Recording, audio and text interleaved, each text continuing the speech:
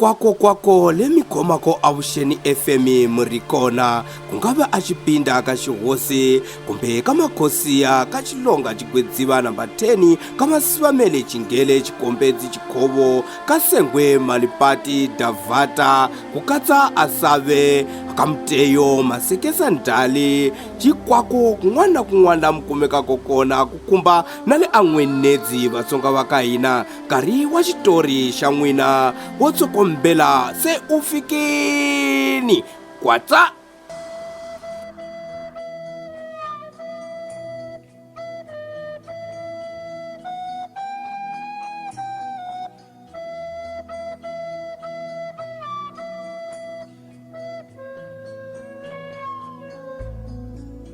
Aleki, yona Aleki, ni mani? Helele. Ndumle ya mina, a hleketa ku na vuyi ina. Ni vuyile jara mina. Semindela swiwitsi. Ina, ni ku vekele n'wana mina. Se yini le chele baba ka boto Amos. I plaster. So vata jayini. Vata dariwa ra ximatsi. Wena xaka ra mali, kandi endla yini ka sitoni phija niyo. Ane yo mutsakela ka mhani, ani ku masiku nyana mi nga ri kona na yi nga mi voni. Dlayi n'wananga, ni vuye na papa. Se swifuwo hinkwaswo swi fanele swi va kona namutlha. Mu vuyile na baba? Se va kwihi bava kona? Sweswi nga za yi ehla bisini. Hi hlangana ne munghana wa kona papa Tshani. Va ku ya u xavela byala ka n'warisimati. Ta vona hi vona loko va fika.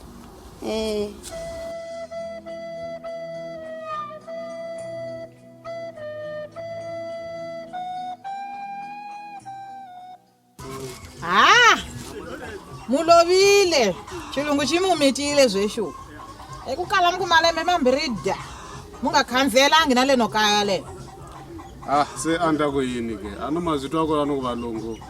A wo suka hi ku rhandza ka wena. Fanekele u sungula u nga nyikiwa leave. Sa hi fanekele ku yena anu machitwa ku xilungu xi njhani? Zwama zwezwo ku tirha thokothoko. Yini ezona mhani makhanani n'wini? Ebo, ni ta swi tivela kwini mina? Alekwi. Va ngo tiphina le xilungwini le. A ni tsokombela loyiya. A phati mi feko pandla tlondile kwalelo. Hayi. Ende khale ni ngo se mu vona munhu yaloye. Loko ni ta leswiya ni nga humelelivi, ni kumele va ku wewile ngomeni. Ngoma leyi ya masikana lawa yo famba wona basile homu. Ndawutile mani vandhawu va ka Simango. Imikela ka chauke. Mikela yini ke Simango mani. Hina hi fanele ku mikela n'wina makholwa ma. Hi kholwa ka le kwi. Amosi. Wena Amos kasi u le kwi Amos. Amos, u nga ta na xitulu xin'wanyana mani. U ta swi khomisa ku yini ina papa xaye? N'wana loyi mavoko. U yi vaviseka mavoko hinkwawo. Ni nga hlangana na mfana n'wina ka kunene ku tsutsuma. Ni ku ya ku ye wena jaha ku ni rhumo e fole ni bava ni vheta ni swi twa ku Simango va vuyile mani. Ni mina ni ngeta kahle la tlhela kasi ni ta mu rhuma na xiguba xa bwara le ka n'walisimati. Ni khomwe babalazi mani. Phela leswi ni nga za ni chika bazini tolo. No kumana loyi Hlengweni loyi ni vula loyi gabari no che. Ya nga nteka na loko ya le ka n'walisimati le. Yo babalazi mani. Kasi alelang bolla kona tolo kwalahaya. La tolo li helile. Hambe ku hlutiwile lin'wani hi urhonga la nyamuhla le. Musi loko swi koti leswo Simango musi ni nyike ni xigubu ni tsutsumana na xawa hi vuya hi susa babala za mina ni tele kunene mani. Mana xa teka ni xigubu mu vheta mu nyika tsokombela loyi a famba a xawa.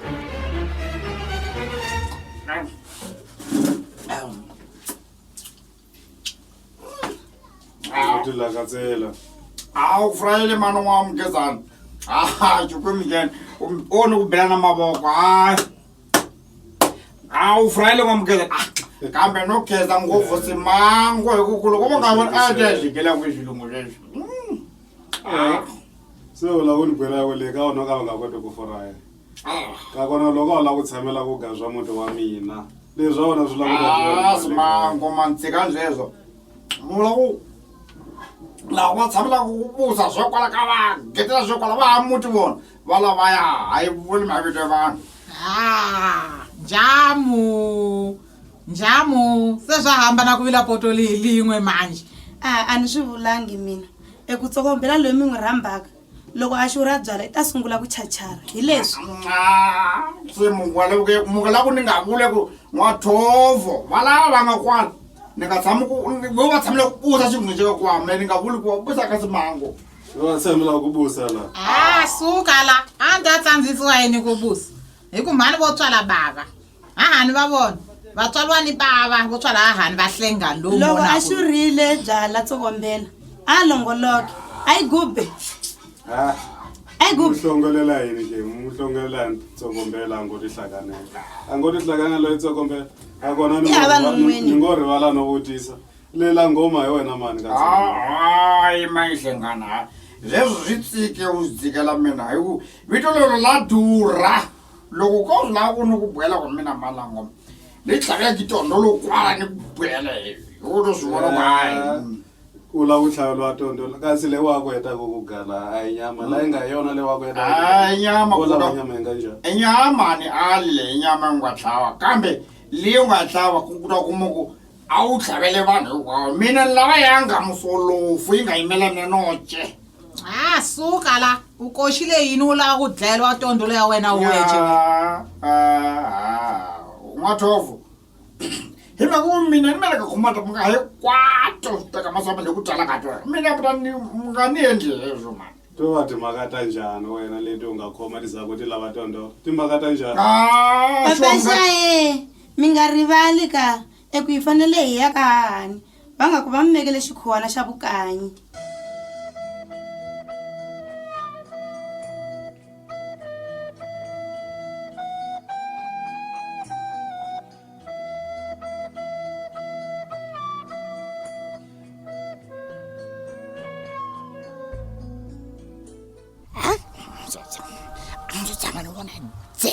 fana na mfalo va nge Hlengweni dzen'we la dzen'we yo mhaka mu tekela sati mfalo phela loko a tlarile a fana twile a na ku zama ku vulavula ku yini kwalaya mara a nga ni twangi mfana loyi mani mahlanga ka tsokombela u la ku ta penga ngo famba ka u vulavula weje la ka u tata nendlela u lingwile kwihi nyamudla ke loko ni hlanganya nhlasiwa hi wena ka u nga lavi ku ni pengela mina ni ku hlanyisa loko swi te kwini a ni ku wanyana kumbe wa ni rhandza nyamuhla u sungula timhaka ta wena u lavi ku yindziwa hi diresi wena uyo yini u lingwile kwihi nyamudla ni nwiselelo tekula sati malomona gaba ka ji u ngo to ni hlatela a u xurhe kovo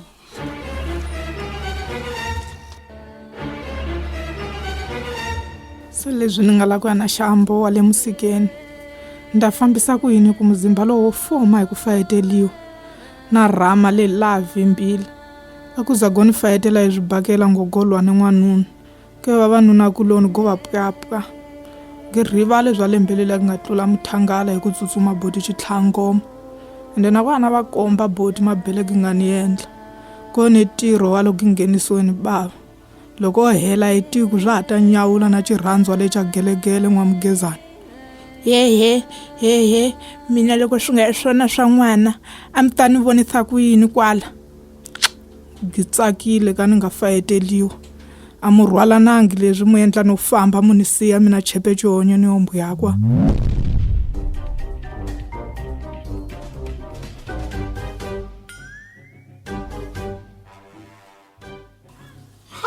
hi busile simango u tlhavele na mbuti hi gile nyama hi tlhela hi nyama gala ku tala ngopfu hawu hakunene a wile mfana loyi se ku kala no tsemakanya le ka mina ni mole hi alawa anga matihla lawa muxava wa bolela kona hi mina yalo vanhu vo bala a ku na ngilichi kuku sati wa Hlengweni kuku luya wasati wa Mavunwa luya n'wasati we Mavunwa muvula loyi n'wingi wa ka Makanyakanya ni vula yena N'wathovo yaloyo se a munhu wa kwala mutini wa Hlengweni mu vula ku yini Hesimango a hi linwa kwala ka yena u zila ni ramba u ka nyini musile ka sese wa yena loyi wa ka Nakisana loyi kalavani loyi wo tekwale ka kambe veni mani loyi le ka xidokodoko le mu yile manona vukanyi na ha ku kotile se mu ku tsandzekile hi ku xurha bwala zwonzo ku xurha magibala magibala kambe ni tendanyi ya ku famba loko ni tatatwa ku fika ka loko ku ta fika lo wa ka Hobwana loyi wa mukhombureti gaba ri no cheka mukhombureti wa kwini xilo lexi ave a xi tivi no ku xibama xi khomisiwa ku yini vetirho wa xona a ku swekela makhombureti no waxa mndhixe ntsena kwaleni hi swona Chauke mu ku ni nga tsumela kwale bandla le ka hosi le hi swona Simango mina ni nge koti nyamutlha leniya mani hayi tati loko se titongiwe mntu ayibala ku titongiwe njhani kwale misuka wa kona mi nga ta mi yile kona kwala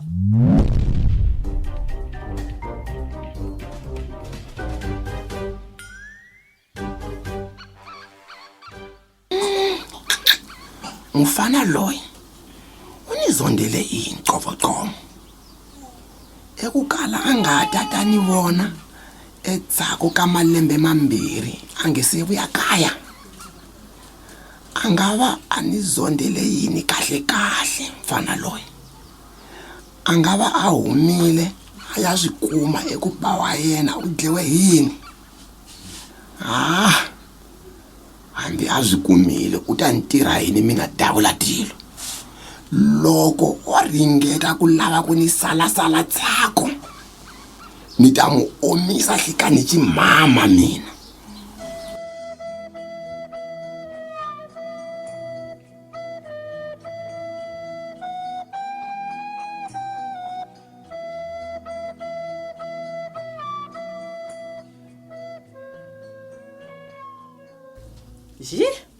mi nga ni boyeli mhani Makhanani we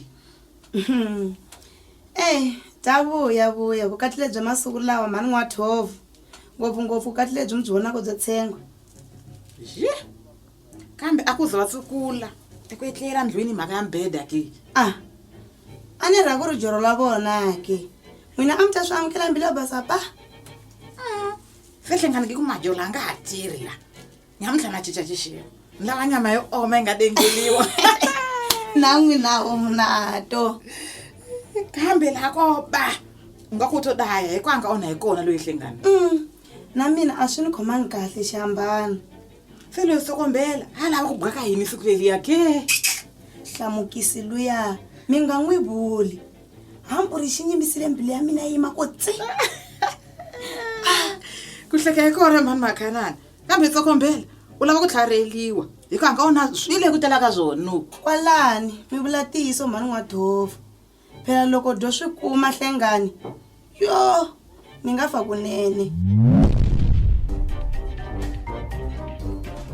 mi nga ni hlamuselani laha Vatsonga va ka hina hi ku mina vuxaka lebyi byi va ka swi hlamuseriwa ni N'wathovo a ni byi twisisi loko a ku mhani vo tswala bava hahani wa vona va tswaliwa ni bava vo tswala hahani va Hlengweni kewani N'wathovo Hlengweni jiku nyamutlha na ku cinca xixevo ni lava nyama yo oma yi tlhela yi dengeliwa Sokombela yena u fanele a tekeliwa goza a nga so onha swo tala xana goza leri i goza la njhani N'wamugezani na N'wathovo va kumekaka ka va vulavula hi rona eku va la ku mu tekela rona hi ta ku yini hi mi tisela amavito a vatlangi va xiphemu Hita kwini Tsokombela Inoki Mthangwani Chauke rin'wani vito katiwa ku ri Muzambia xaka Mthangwani kaya ka huma a Red South a Xikwedzivha number 9 Davula ni Vincent Makia Sumbani rin'wani vito leri tiwaka ku ri King of Red South kaya ka huma a Xipinda ka Xihosi wa Xipetani ni Xisani Khwashu kaya Red South Xikwedzivha ka Madakaje Musiya utiwa ku ri Wilberforce Mujaji kaya Red East Hlanganani High School ka Muteyo Muzaya ni Tambudzai Maduva Ndlovu kaya Red South a Chikhovo N'watitiyosi ni Charlotte Lisenga Xikomba rin'wani vito atiwa ku ri Mama Billioni kaya ka huma Red South a Xikwedzivha N'wali Smati ni Progress Mutileni kaya ka huma andhaweni ya le a Chikhovo ka Raiteni katiwa hi vito rin'wani ra Queen Progi Hlengweni kumbe ku Mutape ni mulunghisi Obed Sithole kaya Red South a Xipinda ka Xihosi Musisinyani hi loyi a twiwa ku ri Flexible hi nga rin'wani vito ku nga Best Delegate kaya Red South ka Makhosiya Dayi hi loyi a twiwa ku ri Thomas Mabasa rin'wani vito ku nga Billion la Jesti kaya Red South ka Makhosiya Aleki hi loyi a twiwa ku ri Coles Mabasa kaya Red South ka Makhosiya mun'wanyani ni Loveness loyi a twiwa ku ri Xupai Chikonya rin'wani vito a twiwa ku ri Khensani kaya ka huma Red East Hlanganani High ka Muteyo mun'wanyani ni N'wathovo ku nga Rosemary Mulayiwa Red South Chipinda ka Xihosi ku tlhela ku hetisela ni Gapa Rinocheka ku nga Khetani Hatlani Chauke kaya ka huma Red South Xikwedzivha D1 xitori xi va ka xi humelerisiwa hi lava va va ko ka va landzela ku nga mulunghisi Sithole Flexible hinga ku nga Best Delegate Thomas Mabasa ku nga Billion la Jesti kambe mutsali wa xitori ku ri mulunghisi Sithole kambe ka xi ta humelerisiwa andhaweni ya le Co Studio hi Billion la Jesti na Best Delegate